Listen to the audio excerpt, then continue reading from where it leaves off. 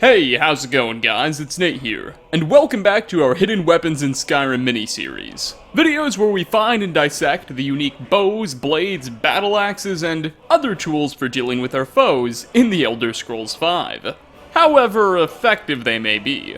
Regardless, if there's only a single one available, and how to obtain it isn't obvious, it qualifies. Skyrim is a game where we're exposed to thousands of generic steel, swords, and iron axes. So it's nice to find and learn of the world's more distinctive items. Anyway, without further ado, kick back by the fire, have Sadia bring over a nice cool glass of mead, and relax, as we jump right into our third installment of 5 secret unique weapons you may have missed in the Elder Scrolls V Skyrim. Starting off, we have the Dwarven Black Bow of Fate. This special device of Dwemer damage delivery can be found within the ruins of Kagrumez, on the island of Solstheim. Now, Kagrumez is a very special dungeon, in of it that it's a massive structure, littered with complicated puzzles, territorial automatons, and odd prerequisite requirements to enter, yet not attached to any notable quests. You can get inside Kagrumez just fine, but in order to really begin doing anything here, you'll first need to acquire 4 Kagrumez Resonance Gems, special stones that can be found scattered across Solstheim, and insert them as keys in the appropriate device in a very specific pattern. Doing this will not only unlock the necessary doors so you can continue exploring this place,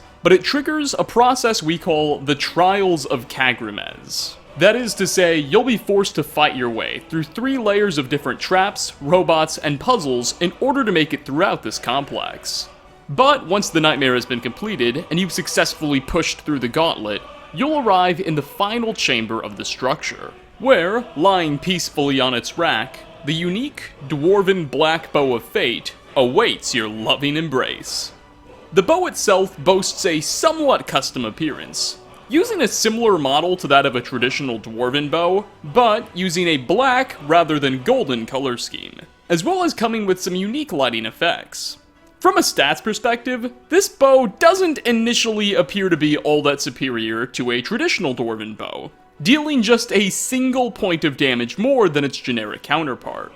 However, what really draws players into this bow is her enchantments, because every arrow fired from the bow has a 50% chance to absorb 25 points worth of health, stamina, and/or magicka when contact is made with a foe. Notice how I said and/or. Each of these damage types is calculated independently, and therefore it's very much possible for the bow to do all 3 in a single shot, or just none. Depending on the arrows you decide to use, and, well, fate, the Dwarven Black Bow of Fate can be a pretty effective tool in ranged combat. Additionally, she can be improved at a grindstone using ebony ingots, as opposed to normal iron and Dwarven bows, to make her even more lethal. So, if you're feeling a little lucky and want to engage in some ranged gameplay, I definitely recommend you investigate this item. Next on our list, we've touched upon this in a past Tiny Details video, but nonetheless, we'll be descending into the dark, literal, and metaphorical criminal underworld of Riften Sewage System, a series of pipes and tunnels that serve as a refuge for those who can't dare venture into the outside world. Indeed, it's unsurprisingly where the Thieves Guild operates out of, so we'll probably be stopping by pretty often on most playthroughs. During your time traversing these spooky sewers, you may be attacked by all sorts of deranged individuals, and among them, a Nord by the name of Gian the Fist. What's so unique about this man in particular is that he'll come at the player seemingly unarmed and just attempt to punch you to death. Once you've dispatched of this man, one can loot his inventory to find the pair of fur gloves he's wearing are in fact a unique item. The Gloves of the Pugilist, which offer 5 points of armor, have a carry weight of 2 and value of 194. But much like the Black Bow, what's so great about these mittens is their enchantment. You see, despite technically being classified as an apparel item, they might as well be a weapon, as the wearer of the gloves will have their unarmed combat damage increased by a pretty major 10 points of damage per strike. For some context, human and elven characters have a base unarmed combat of just 4, so wearing these gloves will bring you up to 14, a 150% increase in your unarmed effectiveness. What's more, Argonian and Khajiit characters, who have a base unarmed combat of 20 and 22 respectively, will be bumped up to 30 and 32. Keep in mind, a Daedric Greatsword has a base damage of just 24 points. So giving those races these gloves can turn unarmed combat into an incredibly effective way to play the game, especially early on. And if you want to have even more fun, they can also be disenchanted to learn the Fortify Unarmed damage enchantment, which can then be applied to other gloves as well as rings for an even greater effect. This is the only way such an enchantment can be obtained, as no other items in the game have it, and it can't be learned from any spell tomes. That said, we have indeed seen the gloves of the pugilist before. In the Elder Scrolls IV Oblivion, we had a chance to randomly find them as iron gauntlets in containers and the bodies of certain enemies. Though, clearly, since then, somehow they've made their way into the dirty hands of this rifted miscreant. I think it's high time that we finally get them back to someone more worthy. Coming in at number 3, the Forests of Falkreath are one of my favorite locations in the game. A peaceful land of greens and wildlife, sparsely interrupted by human civilization. Alas, sparse interruptions are still interruptions nonetheless. And near the hidden bandit stronghold of Pine Watch, we can find a patch of forest that's clearly in the process of being chopped down. Further inspection of the area will reveal the corpse of our culprit. A dead Breton man, named Woodcutter, lies hunched against a tree, and next to his remains, a unique war axe, the Woodsman's Friend, sits for the taking. It's left unexplained what led to this Breton's death. Nearby he has a cup still sitting on a tree stump, so whatever it was likely recent. There's all sorts of unfriendly wildlife and evildoers in these parts, though also no signs of a struggle at all. And he hasn't been looted, so foul play in any capacity is quite unlikely. Maybe a heart attack? Whatever the case, we're here for his unique blade. The Woodsman's Friend is by no means a weapon you're going to want to use very extensively. It is absolutely identical to a normal iron battle axe in everything but damage and swing speed. It does a stunning 1 extra point of damage than a typical battle axe, at 17 versus 16, making it about 6% stronger. Not great, but hey, an increase is an increase, right? So this thing is at least a little better. Well, even this minute improvement is entirely offset, because the Woodsman's Friend has a swing speed that is about 15% slower than a generic iron battle axe. This results in a much lower damage per second overall, and unlike that damage stat, which can be offset through a variety of enchantments and smithing improvements, there's not much of a way to speed up an item's swing speed, giving us virtually no reason whatsoever to go with this one over the store brand. That said, bragging rights are still a thing, and a lot of us are still gonna want to hang this up in our home. I just wouldn't recommend ever taking it off the rack. For 4th spot, we make a dramatic return to Solstheim.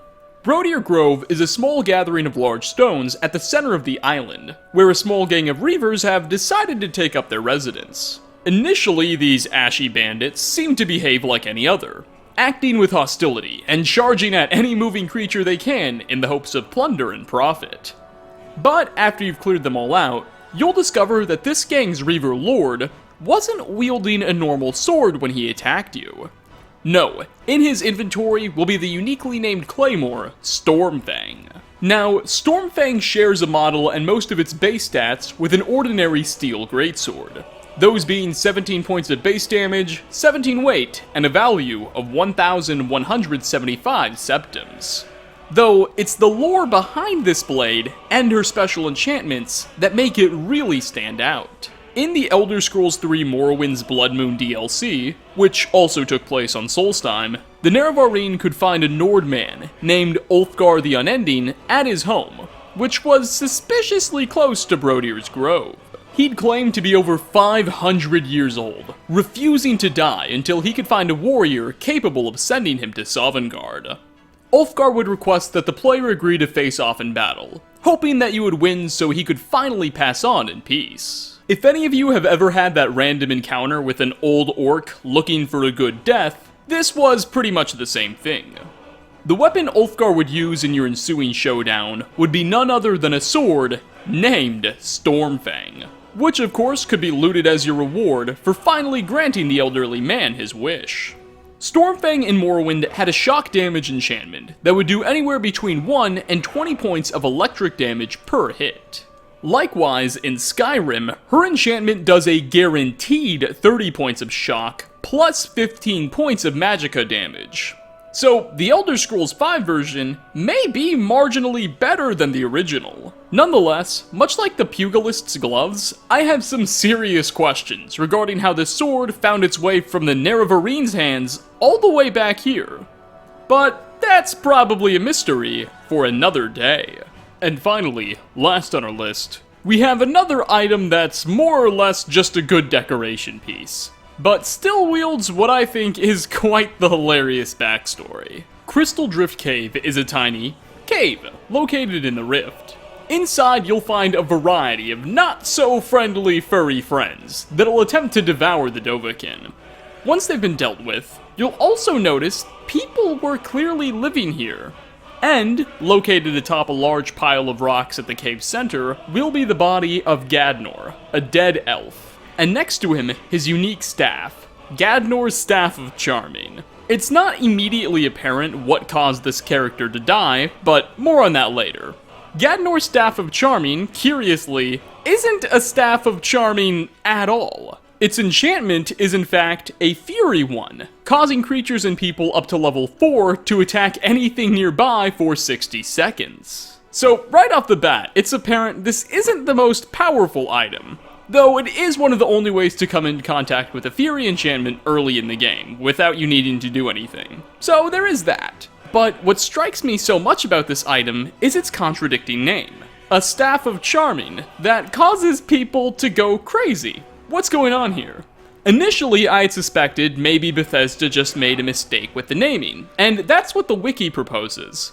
However, I've got a different theory. Remember, we found this item lying next to the body of Gadnor the Elf, who himself was lying on a large pile of rocks. And surrounding this character, when we arrived, were all sorts of hostile creatures. Here's what I think happened. I suspect Gadnor used to live in this cave all by himself, but one day a large number of animals and creatures came running in.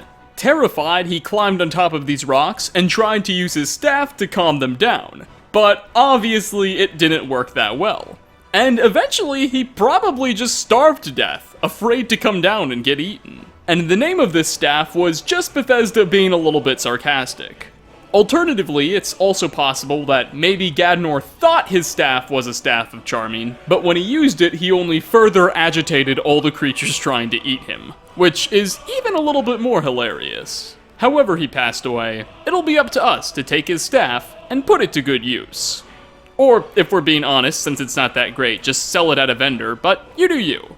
And with that final note of frugalism, we are going to wrap up. 5 more hidden and unique weapons in The Elder Scrolls V Skyrim Part 3. Thanks for watching, everybody. Which of these puppies did you find to be the most fun, or otherwise the coolest? And which would you just never touch? Leave a comment down below.